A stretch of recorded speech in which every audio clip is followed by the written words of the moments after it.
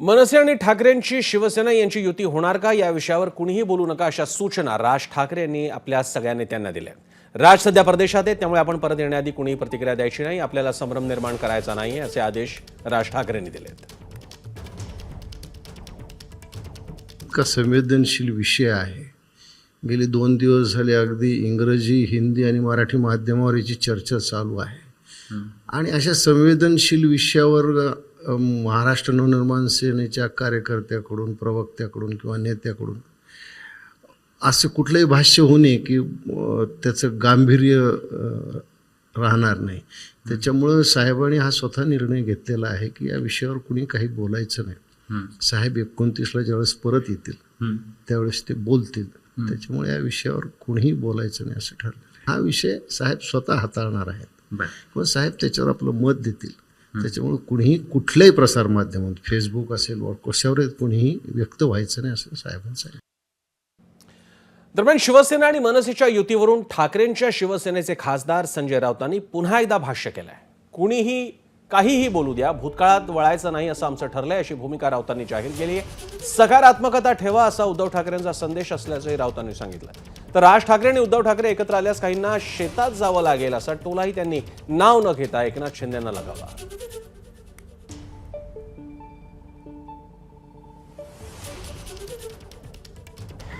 आमच्या भावना फार स्वच्छ आहेत आणि आमचं मन निर्मळ आहे या बाबतीमध्ये। त्याच्यामुळे आम्ही असं ठरवलेलं आहे, कोणी काही बोलू द्या, कोणी काही बोलू द्या, कोणी किती खाजवत बसू द्या मागून पुढून,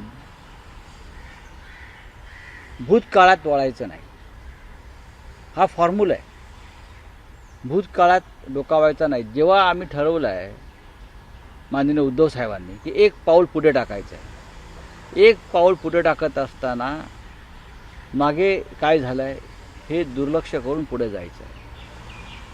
मागे आम्ही काय बोललो, ते काय बोलले, त्यांनी काय टीका केली, त्यांनी काय भूमिका मांडली हे विसरायला पाहिजे पुढे जाताना। याला सकारात्मक दृष्टिकोन म्हणतात। आता काही लोकांना त्याच्याविषयी वेदना होणार, कारण जर उद्धव आणि राज ठाकरे एकत्र झाले किंवा राजकारण एकत्र केलं तर आम्हाला कायमच्या शेतावर जावं लागेल, आम्हाला कायमच्या शेतावर जावं लागेल किंवा आम्हाला कायम संघ दक्ष शाखेत जावं लागेल, कारण महाराष्ट्र हा कायम ठाकरेंवर प्रेम करणारा महाराष्ट्र आहे।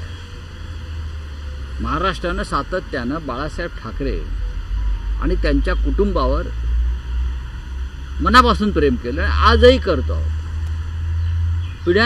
पिढ्या बदलल्या पण हे प्रेम काही कमी होत नाही। त्याच्यामुळे अनेकांना भीती वाटत असेल, त्यातून त्यांच्या काही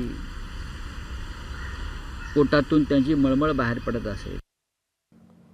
शिवसेना नेते आणि माजी राज्यसभा खासदार संजय निरुपम यांनी देखील ठाकरे बंधूंच्या युतीच्या चर्चांबाबत भाष्य केलंय। जेव्हा 2 शून्य एकत्र येतात तेव्हा कोणताही आकडा तयार होत नाही, त्याप्रमाणे दोन्ही पक्ष तोट्यात चालणारे पक्ष असल्याची खोचक टीकाही निरुपम यांनी केली आहे। तसंच दोघे स्वतःच्या बचावासाठी एकत्र येण्याची चर्चा करत असल्याची टीकाही निरुपमांनी केली।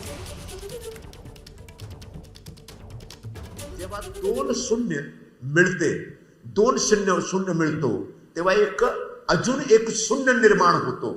2 शून्य मिळून कधीही कोणी एक आकडा निर्माण करू शकत नाही आणि तुम्ही फक्त महाराष्ट्राच्या हिताच्या नावाने जे राजकारण करतात त्या राजकारणाला लोकांनी महाराष्ट्राचे मतदार नकार दिलेला आहे।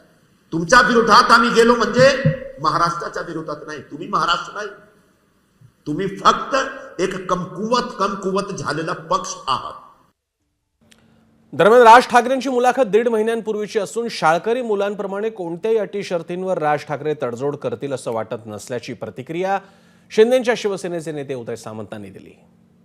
ती जी मुलाखत होती ती 1.5 महिन्यापूर्वीची होती आणि त्यांच्या पक्षाचा निर्णय त्यांनी काय घ्यायचा हा लोकशाहीतला त्यांचा मुद्दा आहे। राजसाहेब ठाकरेंचा एक वेगळा विचार आहे, वेगळा अस्तित्व आहे, पक्षाचं वेगळं अस्तित्व आहे आणि ते एखाद्या विषयावर ठाम राहतात हे अख्ख्या महाराष्ट्रानं बघितलेलं आहे आणि त्यांना झुकवून युती होऊ शकते असं मला वाटत नाही। कारण पहिल्या दिवशीच्या अटी काय होत्या, देवेंद्रजींबरोबर बोलायचं नाही, एकनाथ शिंदे साहेबांबरोबर बोलायचं नाही, कोणाबरोबर जेवायला जायचं नाही, अमित शहा साहेबांकडे बघायचं नाही, त्याच्यानंतर मोदी साहेबांचा फोटो लावायचा नाही। म्हणजे हे मला मी ज्यावेळेस शालेय जीवनामध्ये होतो 5वी 6वी मध्ये आणि आम्ही जेव्हा मित्र भांडायचो तेव्हा आम्ही एकमेकाला सांगायचो तू ह्याच्याबरोबर बोलायचं नाही, त्याच्याबरोबर बोलायचं नाही. असं राजकारणात होईल असं मला वाटत नाही. एबीपी माझा, उघडा डोळे बघा नीट.